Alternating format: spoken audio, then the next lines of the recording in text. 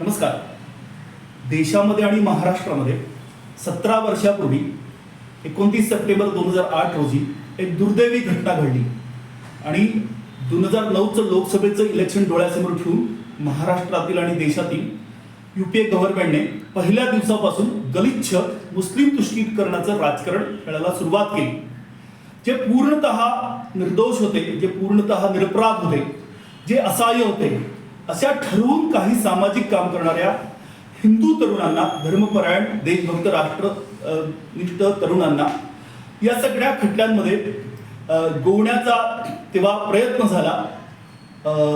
पुण्यातील श्रद्धेय मिलिंद भाऊ एकबोटे यांच्याशी कोणाचा तसा संपर्क कधीच नव्हता, परंतु पुणे जिल्ह्यातील हे सगळेचे सगळे जे तरुण होते हे निर्दोष आहेत असा त्यांचा पूर्ण विश्वास असल्यामुळे त्यांनी सुरुवातीपासून या सगळ्या तरुण आणि या तरुणांच्या कुटुंबाच्या पाठीमागे ते ठामपणे उभे राहिले. कायदेशीर मदत असेल, कुटुंबाचं जे पण काही सहाय्य असेल ते त्यांनी निस्वार्थ भावनेने त्यावेळेस केलं. मी म्हणणारे जेव्हा अंतर ठेवत होते किंवा शंका कुशंका घेत होते, पण त्या विपरीत परिस्थितीमध्ये, विषम परिस्थितीमध्ये की ज्या वेळेस त्यांना सुद्धा या खटल्यामध्ये गोवण्याचा या सरकारने प्रयत्न करत होते, पण तरी पण त्यांनी हात आखडता घेतला नाही. मला 9 वर्षाच्या कारागृहातील वास्तव्यादरम्यान एक मात्र असे या देशातील ते भारतीय नागरिक होते की जे मला प्रत्यक्ष भेटायला आले आणि जेव्हा आम्ही 2017 रोजी सशर्त जामिनावरती सुटलो तर त्यानंतर सुद्धा त्यांनी आम्हाला आपलं म्हटलं आणि आमच्यासाठी हा एक मोठा आधार होता, आमच्या कुटुंबासाठी हा खूप मोठा आधार होता.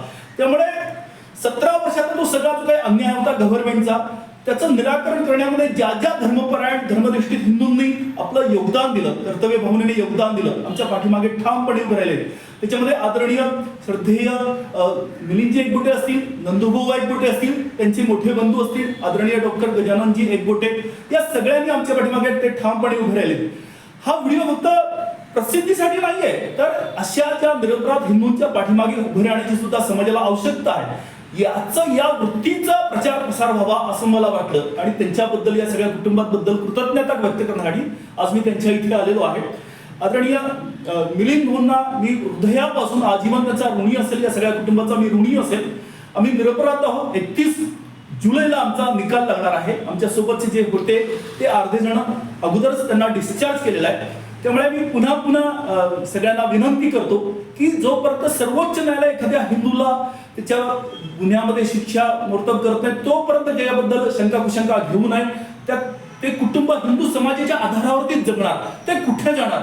राजकीय षडयंत्राच्या साठमारीत अडकलेल्या अशा या सगळ्या परिवाराला श्रद्धेय मिलिंद भाऊंनी कधीही अंतर दिलं नाही, म्हणून 2 हात जोडून त्यांना साष्टांग दंडवत आजीवन त्यांचा मी ऋणी असेल. आदरणीय लर्नेड ॲडव्होकेट नीता धावडे या एकमात्र अशा ॲडव्होकेट्स आहेत की त्यांनी सुद्धा निस्वार्थपणे कर्तव्य भावनेने त्यांच्या कुटुंबाला, फक्त त्यांच्या भावासाठी नाही तर या खटल्यातील सर्व आरोपींना त्यांनी आपलं समजलं आणि त्यांना यथोचित मदत केलेली आहे. मी त्यांना सुद्धा विनंती करेल की 17 वर्षापूर्वीचा हा जो काही आपण संघर्ष केलेला आहे 17 वर्षापासून, तर त्याबद्दल पण आपण आपलं मनोगत अवश्य व्यक्त करावं, आपलं अनुभव नक्की सांगावे. आदरणीय ॲडव्होकेट नीता धावडे ताई. नमस्कार, मी ॲडव्होकेट नीता धावडे. 17 वर्ष आम्ही जे जगलो ना, मी म्हणा माझा भाऊ राकेश धावडे, तो आतमध्ये होता, मी बाहेर होते, पण आम्ही फक्त एक जिवंत प्रेतासारखं जगलो. एक मढं असतं आणि ते चालत असतं असंच आम्ही जगलो. पण अशा काळात आमच्या पाठीमागे मिलिंद भाऊ एकबोटे, नंदूभाऊ एकबोटे, मोठे भाऊ गजाभाऊ एकबोटे ह्या कुटुंबाने आम्हाला इतकी खंबीरपणे साथ दिली की ती आजतागायत आम्ही कधीच विसरू शकत नाही. त्यावेळेस भाऊंची गाडी असायची, माझ्या आईला भेटायचं होतं भावाला, पण आमच्याकडे गाडी नाही, परिस्थिती हालाकीची होती. पण केवळ भाऊंनी मोठं मन करून आम्हाला ती गाडी प्रत्येक तारखेला भाऊ गाडी द्यायचे आणि त्यामुळं आई आणि मुलाची भेट व्हायची. त्यानंतर काही गरजेचं सामान असेल, काही साबण असेल किंवा काही असेल तर भाऊ आम्हाला प्रत्येक वेळेस गाडीत पाठवायचे की हे घेऊन जा, ह्या मुलांना घेऊन जा. भाऊंनी कधी अंतर दिलं नाही. आणि असे हे मिलिंद भाऊ एकबोटे किंवा नंदूभाऊ आणि गजाभाऊ यांचं म्हणजे आभार कसे व्यक्त करायचे ह्याकडे म्हणजे माझ्याकडे शब्दच नाही आहेत की अशी लोकं आमच्या पाठीमागे उभी राहिली म्हणजे मी माझं भाग्य समजेल. आणि या संकटाला, ह्या जे काही माझ्या घरावर किंवा माझ्यावर संकट आलं ह्याला जी मी साथ देऊ शकले ती अशा मोठ्या थोर व्यक्तींमुळं मी उभी राहू शकले आणि ह्या संकटावर मात केली. ते सगळं क्रेडिट ह्या कुटुंबाला आहे. नमस्कार. बोला.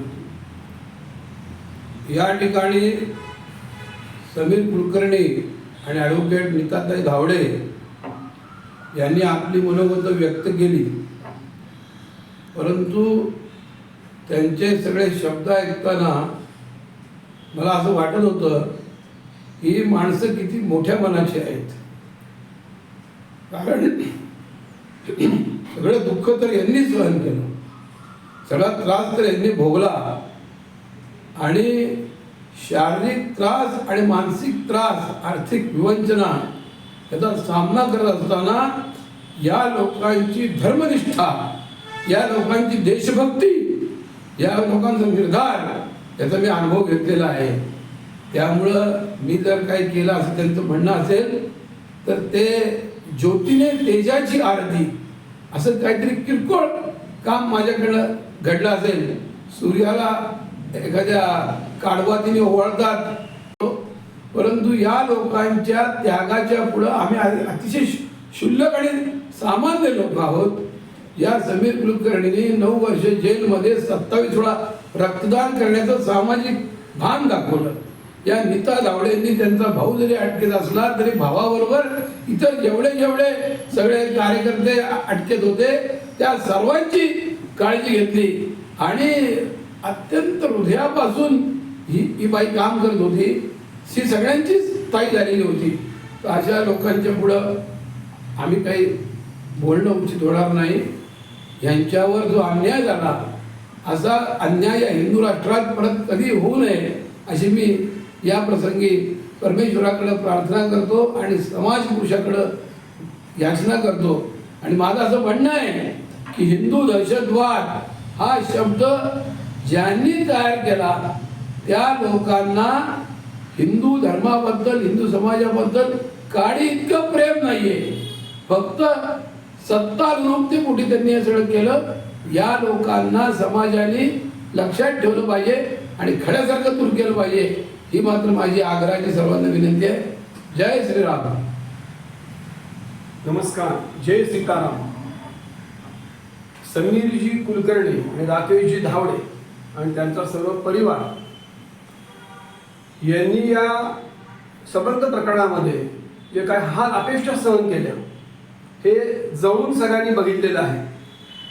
केवळ आमचा परिवार नव्हे, अनेक परिवारांनी हे बघितलेलं आहे. त्यांच्या जवळच्या मित्र, नातेवाईक, आप्तेष्ट सगळ्यांनी त्यांचा या ठिकाणी त्यांचे कष्ट आणि त्यांना झाले यातना बघितलेले आहेत. समीरजींनी अनेक वेळेला आमच्या परिवाराचा उल्लेख केला, परंतु मला या ठिकाणी सांगावंसं वाटतं, जेलमधली 8.5 वर्ष असली त्यांची तपश्चर्या, राकेशजी धावडे असोत, समीरजी असोत, यांचं जीवन मी जवळून बघितलेलं आहे. अत्यंत निस्वार्थ देशभक्त. कुठल्याही परिस्थितीमध्ये म्हणजे एखाद्या वेळेस वर्णन असं करू शकतो, पृथ्वी उलटी फिरली झाले पण हिंदुत्ववाद त्यांच्या अंतःकरणांना कधी जाणार नाही अशी टोकाची देशभक्ती असलेली निस्वार्थ माणसं. आणि त्यांना अशा पद्धतीने तिथं गोवलं गेलं हे अनेक हिंदू समाजातल्या अनेक हिंदू भावांना याचं अंतःकरणापासून दुःख होतं. त्यांचे प्रतिनिधी म्हणून केवळ आमचा परिवार पुढे आला असेल, पण अनेकांचं हे दुःख आहे.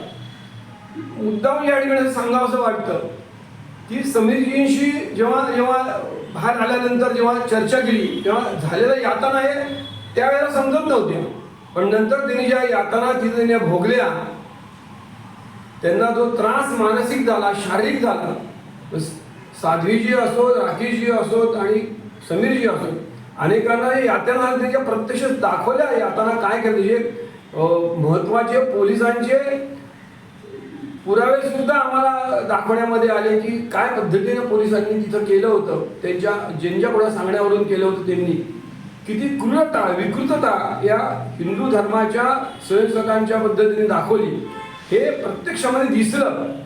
हिंदू आतंकवाद हा इतका असत्य शब्द हिंदूंना कधी आतंकवाद हा शब्द लागूच पडत नाही. ही देशाची परंपरा फार मोठी आहे.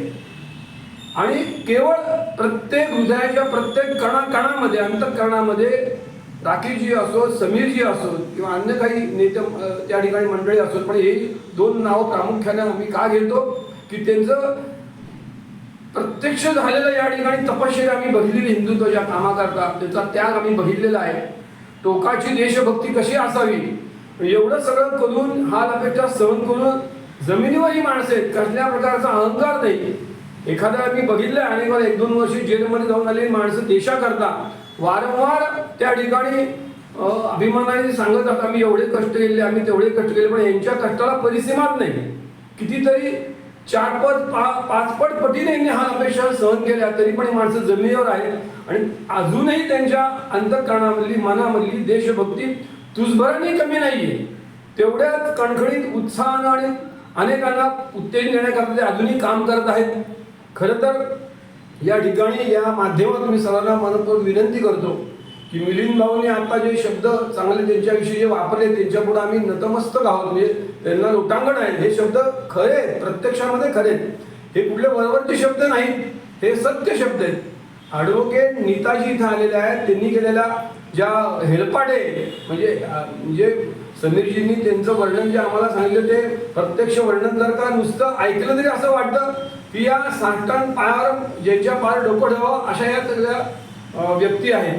म्हणून या सर्वांना विनंती आहे की या संबंध काळामध्ये अशा प्रकारे पुढे कुठलाही हिंदुत्ववादी लोकांना अशा प्रकारे खोट्या याच्यामध्ये गोवू नये. अत्यंत निर्दोष असलेले असे समीरजी, राकेशजी आणि अन्य काही त्यांच्यावर सहकारी होते, परंतु राकेशजी आणि समीरजी यांचं जीवन मी अत्यंत जवळून बघितलेलं आहे. त्यांच्या इतके निर्दोष आणि सत्प्रवृत्त, सत्शील आणि प्रामाणिक देशभक्त मी कुठेही बघितलेले नाहीत. एवढा हाल अपेक्षा सहन केल्यानंतर सुद्धा तुझभराने त्यांच्यामध्ये या ठिकाणी हिंदुत्वाबद्दल, आपल्या देशाबद्दल कोणी त्यांना अन्याय केला त्या हिंदू समाजाबद्दल त्यांच्यामध्ये तिटकारा पण नाही.